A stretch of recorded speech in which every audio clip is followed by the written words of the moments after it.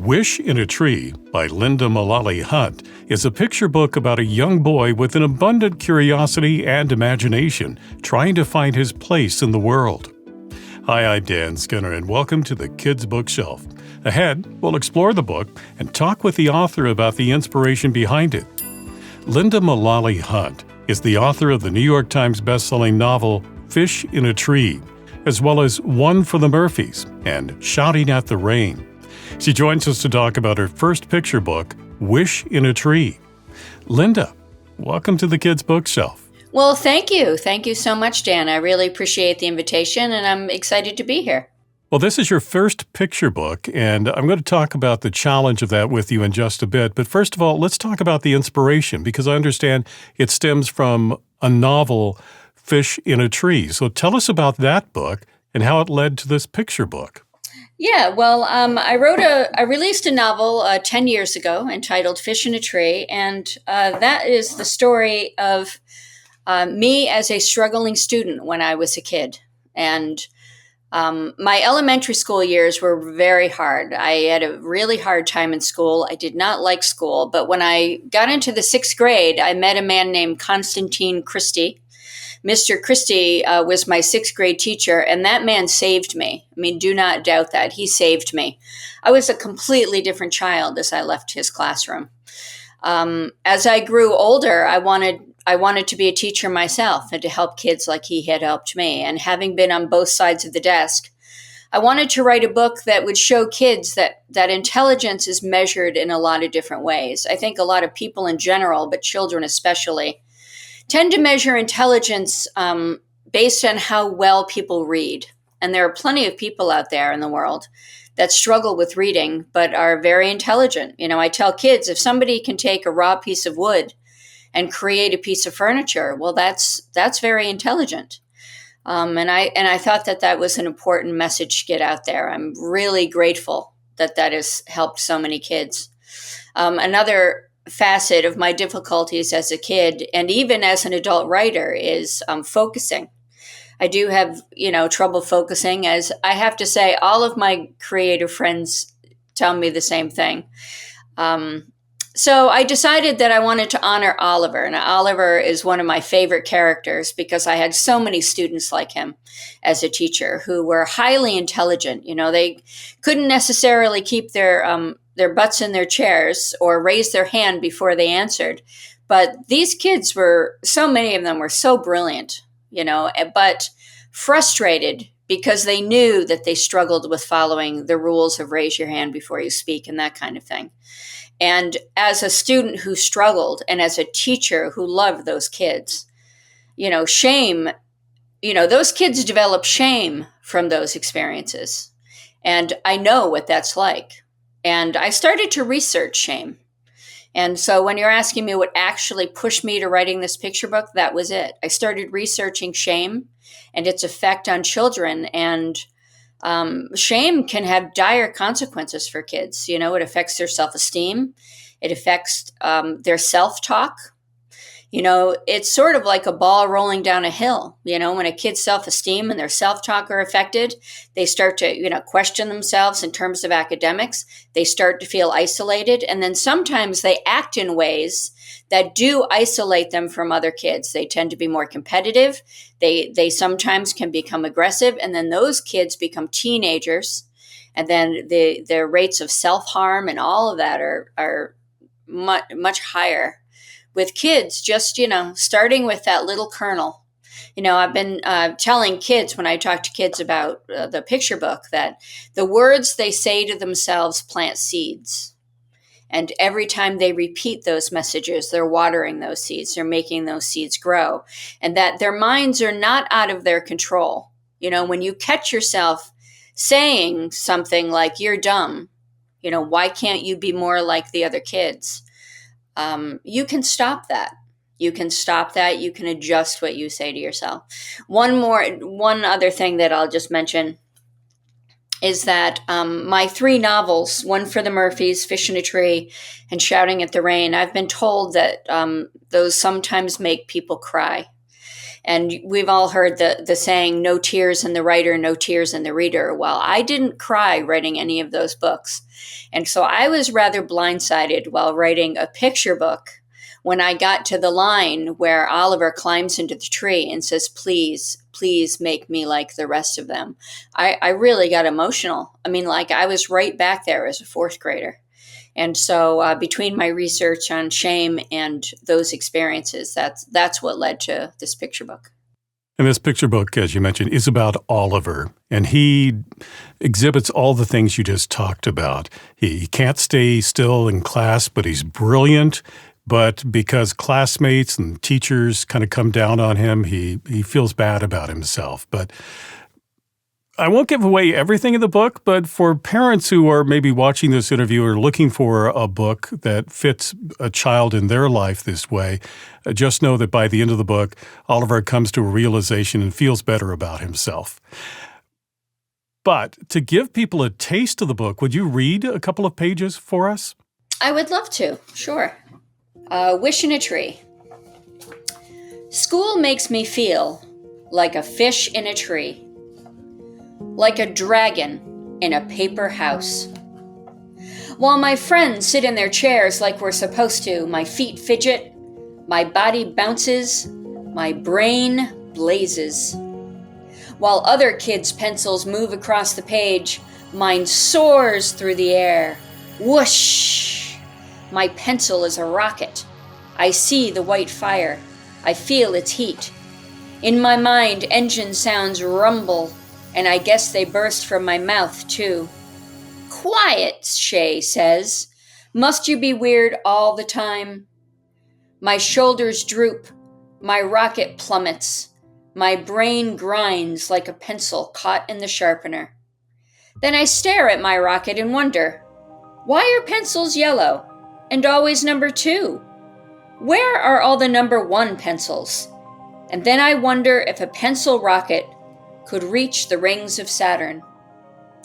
Today in show and tell, I forgot all about it. So I say, if I could have brought in anything, it would have been a bolus spider. It swings a sticky lasso to carry its prey. It's show and tell, Shay whispers, rolling her eyes. Not just tell. But Albert says, Oliver, that spider sounds remarkable. At snack time, I plop down next to an anthill. Jada comes and asks, what are you doing? I'm noticing, I say. Ants are incredible. They can lift 20 times their weight, which means if I were an ant, I could lift a car. Jada smiles. So I guess you like ants. I love them, and they have 2 stomachs. How great would that be on pizza day? Shay steps up. Figures he likes silly little ants. Me, I like great white sharks. Now those are cool. During writing, I can't stop thinking about how lucky the ants in a colony are to all have a place they belong. While my classmates work, I look down at my paper. It looks like a beluga whale in a sea of milk. Shay sees my blank paper. You are lazy, Oliver. Why can't you be like the rest of us?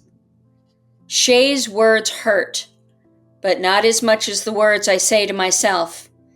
Sometimes the things I say to myself make me feel like I've been caught by a bolus spider. At recess, I find a place to hide. I squeeze my eyes shut and make a wish in a tree. Please, please make me more like the rest of them.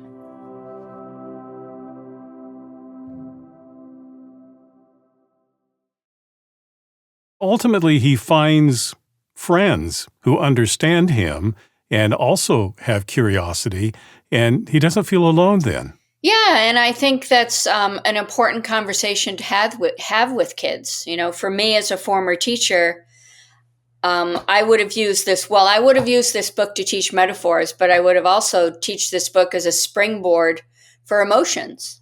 So when you are feeling a difficult emotion, you know, I had him isolate himself intentionally because I think humans as a whole do that. When we feel really sad, you know, we want to isolate. We want to be by ourselves. But it's important to talk to kids about that when you feel sad, It's good to talk to somebody that you trust. You talk to somebody at home. You could talk to a teacher. You could talk to a trusted friend. That working through those emotions helps you understand them and to flush them out, right? What you resist persists, right? And I think, a lot of kids just swallow that shame, as we talked about earlier, swallow those emotions. And of course, that's not good for them. Well, this is a picture book, so traditionally that's usually for ages like 4 to 8 years old. But I can see this book can be appreciated and teach people at multiple levels because often, adults are going to read this book. So it helps adults understand maybe what their child is going through or other children are going through. Kids that are being read to or older and read it, I see them maybe understanding themselves better or a classmate better. So I see it benefiting different people at different levels. Well, thank you, Dan. Yes, I actually wrote this book for older kids. I know some preschoolers who like it, but I really wrote this for fans of Fish in a Tree. Although it's a freestanding book, it could be considered like a deleted scene from Fish in a Tree. Most of these characters are from the novel. And this character, you could say, is someone who has neurodiversity. That he's not just like the other kids, but as the book points out, ultimately that's a good thing. I think one of the things that I really appreciate about this book is it pointed out, well, if everyone was the same, we wouldn't have artists, we wouldn't have inventions, we wouldn't have all these things that make our world a better place because all those people thought differently and made the world better as a result. There is a spread on there speaking to exactly what you're mentioning, and I did message the illustrator that all of the specific things that are listed, the inventors of all those objects on that page were ridiculed for those ideas. And when you look at that spread, I mean, there are a lot of things that we use day to day that make our lives a lot easier. So I've talked about some of them, but what are some of the other key ideas or thoughts that you hope readers will take from this book? I really hope readers of all ages, just learn a little compassion for themselves. I find that, if somebody were next to you and they said you were dumb and ridiculed you for something that you struggled with, you'd be aghast, right? You'd think that's a terrible thing to do. Maybe that's not a nice person. Yet humans don't really think too much of speaking that way to themselves. And I think a very powerful tool, along with resilience, because I am not a person who fails and gives up. Okay, my entire life, I've been the person that stands up, brushes herself off, and tries again. But on the other hand, compassion is a very powerful tool for people of all ages, no matter what age you are. Nobody has ever achieved anything great by telling themselves that they would not succeed, by tearing themselves down. And so I think, a combination of resilience and a combination of compassion, that's, twisted together like ice cream. That's a powerful mix. Well, this is an inspirational book. And I wanted to talk to you a little bit about the challenge of writing a picture book, because this is your first picture book, and it's a totally different kind of medium in a way. Yeah, it's a book, but there are very specific restrictions on a picture book that people don't realize how hard it is really to be successful at that. Well, thank you, Dan. Yeah, writing this picture book was far more difficult than writing a novel. And I think it comes in at about 860 words, so that might surprise people. And, I think part of that is the comparison game, which I tell kids, don't play that game. It's a game you can never win. But, I have a lot of friends, they're successful picture book writers, and I was looking at their style and the way they wrote books. And every time I tried to write it, quote unquote, the way it should be done, it just didn't resonate. And I knew it wouldn't resonate with fans of Fish in a Tree. And it took me a while to realize that although it's a picture book and it's short, it took me a while to realize it has to be written in the voice of Fish in a Tree.